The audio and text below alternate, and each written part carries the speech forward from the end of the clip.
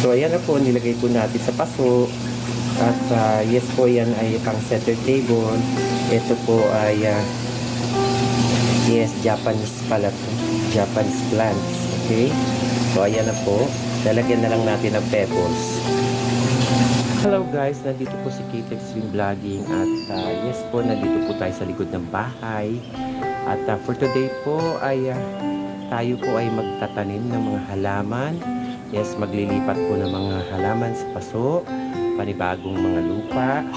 Yes po, at yes, magsisimula na po tayo at panoorin niyo po ako.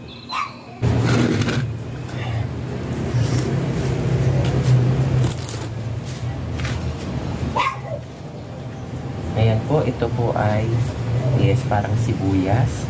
Yes, ito po ay yan po, tube. Okay? Tatali po natin yan dito.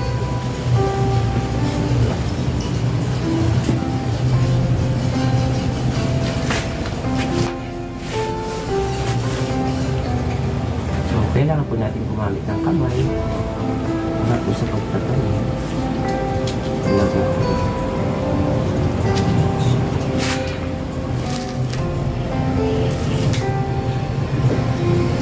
Samahan na natin siya.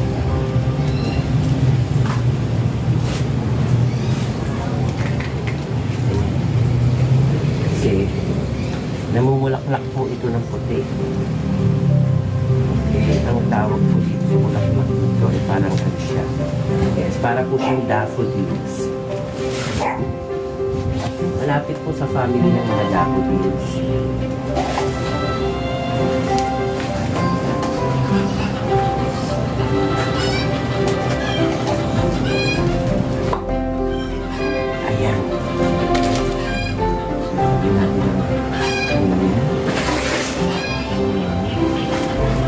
Alisin natin dito.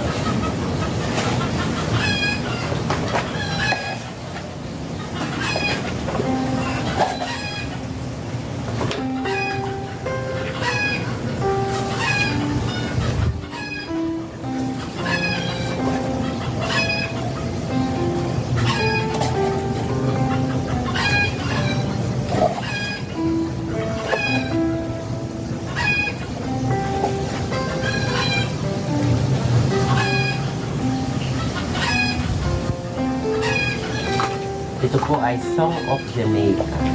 Okay? Yung dilaw po nito ay Song of India. Itong green ay Song of Jamaica.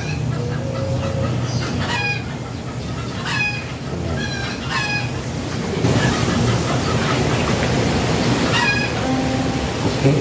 Ayan. Okay.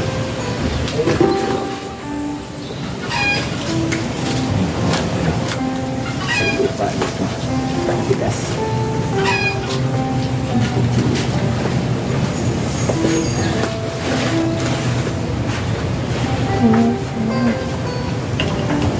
Lupa matigas.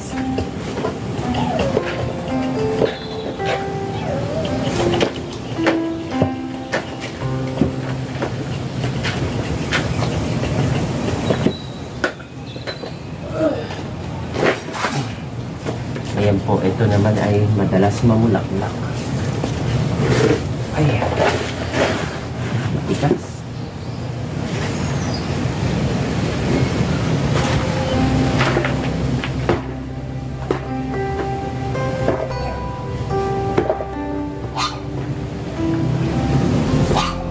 Ito po ay mabilis dumami.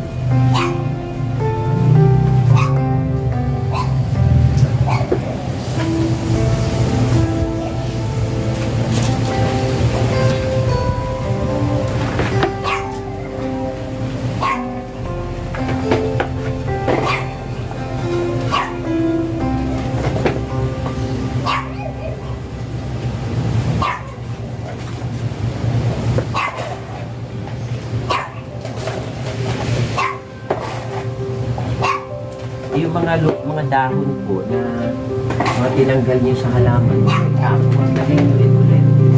Kasi magiging fertilizer yung compost.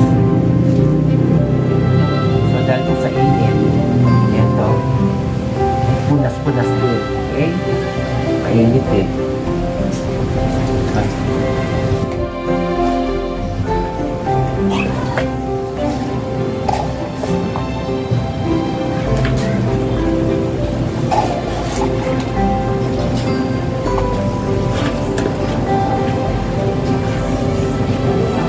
Ayan na kayo.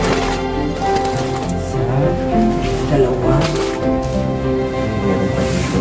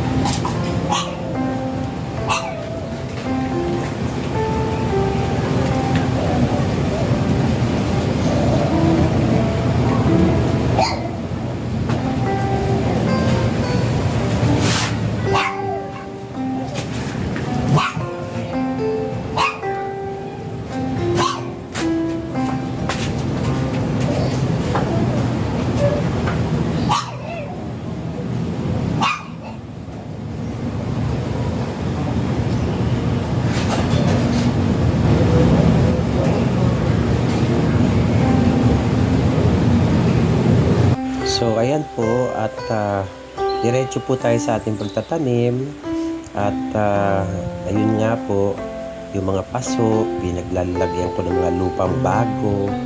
Yes, yung mga lupang matitigas nilagay ko sa ilalim, tapos yung mga pinaggupitan ko ng mga dahon nilagay ko rin sa ilalim para mag-decompose po, para sa ganun meron na siyang pataba. Okay? So, pag naglilinis po kayo ng mga dahon, mga tinanggal nyo, ginupit nyo, so see to it po, ilagay po natin under the soil para po maging pataba sa halaman. Okay. Tuloy po tayo sa ating paghahalaman at pagtatanim. Ayan po si Kate Extreme, yan po ang aking pinaka-obsession po, yung maghalaman at magtanim. Yan po ang aking expertise. Dahil po yung mga halaman, kahit ano po ang itanim ko ay tumutubo dahil po ang aking kamay ay maganda po sa halaman. So ayan po, dire-diretso lang tayo. Ayan, nilagay ko po yung lupa dyan para po hindi magkalat. Nilagyan ko ng tarpaulin para doon po sa ibabaw yung lupa para hindi po tayo makapagkalat dyan sa likod ng bahay. Nasa likod po ako ng bahay at yes po, ito yung araw ng linggo at kailangan po natin maghalaman. Kailangan ko po yung mga malalaking palmera, mailipat ko po sa aking bahay. At yung mga bagong palmera po, yung mga bata, yun po yung mga pinatalin ko sa mga paso. Para po sa ganun, sa kanilang pagtubo, maganda po at mayabong ang kanilang mga puno. So, yung mga malalaking palmera po, inalis ko dahil po kailangan nun sa malaking lugar po. Kailangan direct to the soil yun. So, ganyan lang po ang paghahalaman. Samahan nyo po ng mga dried na kahoy. Yan, samahan nyo po ng mga bato. Samahan nyo po ng kung ano-ano para lang po maging makahinga po ang ating halaman sa ilalim ng lupa. Hindi naman po kailangan diligan dahil po madalas umuulan dito sa Pilipinas. So, kaya po, hayaan lang natin yung halaman na nasa ilalim po ng araw. Dahil po yung palmera, mahilig po sa araw yan. So, ayan. Ayan, pasensya na po kayo at si Kate Extreme, nakita nyo naman po at ganito po ako sa bahay, araw-araw. Palagi lang po ako naka-sleeveless, naka-sando. Dahil nga po, mainit po sa atin dito po sa bansang Pilipinas. So, ayan po, ang ginagawa ko, nililinisan ko po yung mga dahon. Ayan, dinidiligan. So, bago po natin ilagay doon sa ating maliit na hardin, dyan po sa ating kusina. Ayan, kailangan po natin ng halaman dyan sa ating dirty kitchen. Ayan. Madalas pong ginagawa ko yan, yung pagre-replanting, pagka designate po ng mga halaman para po yung mga malalaki, mailipat po natin. Ayan na po, ayan po yung lupa. Ayan na po yung mga, yung mga tinanim ko.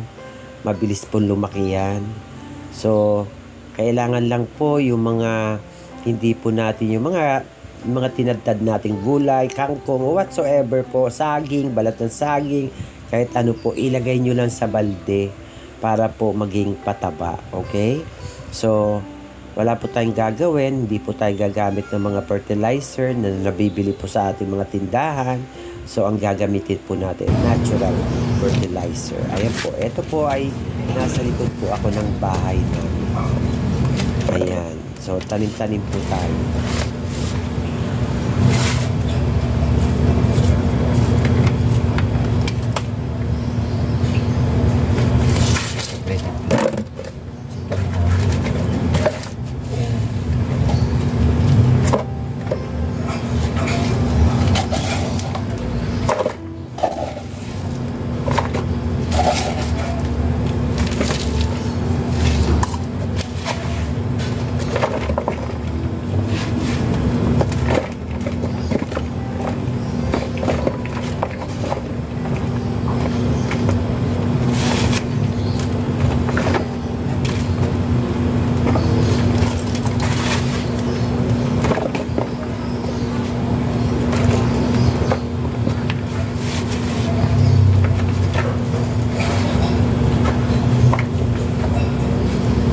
So, ito pong halaman na to, dumadami to.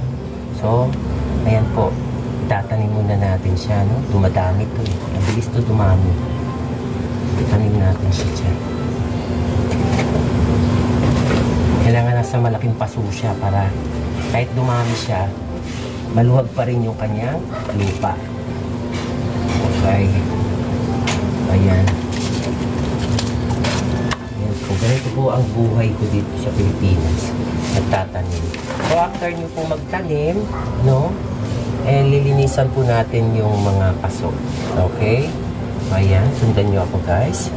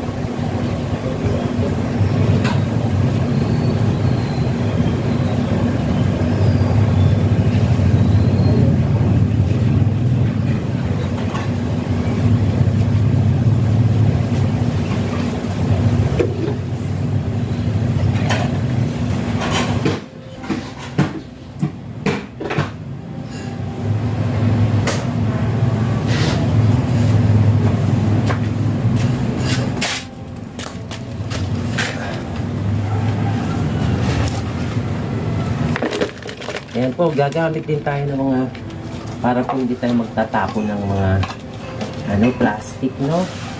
So, Huwag po natin itapon yung mga plastic, yung mga pinaglagyan po ng mga kung ano-ano, no? Para po mapagtamnan. Sayang. Ayan po, meron kang pagtataniman. Okay. Ayan.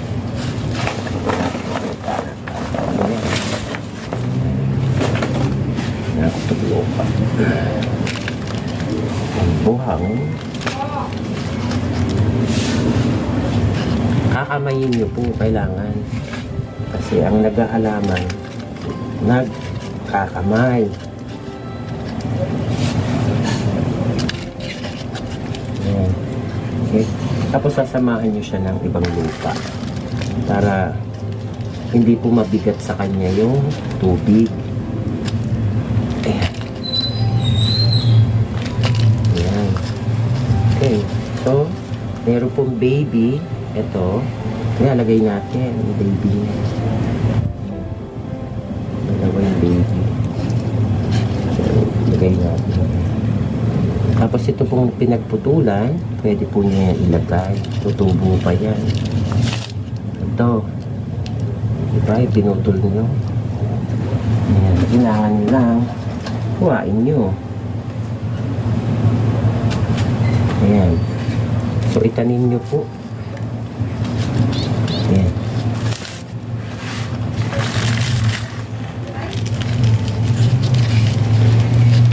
Ayan.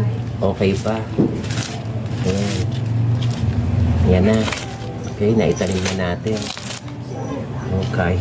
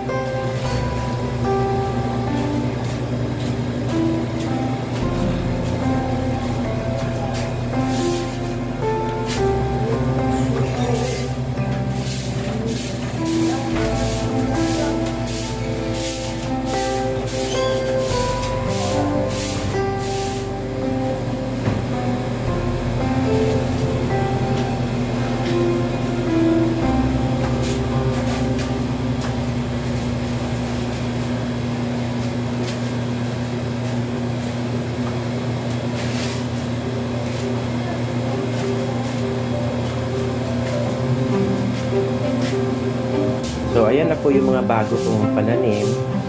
Ayan. At, yes, linisan na po natin dito. Ito po ay dirty kitchen. Ayan po ay avocado. Yung halaman na nandyan. Ayan. So, ayan po muna tayo. Yes, at ang dami ko pa itatanim ng mga halaman. Ayan po, maraming salamat sa inyong panonood sa ating pagtatanim ay di biro.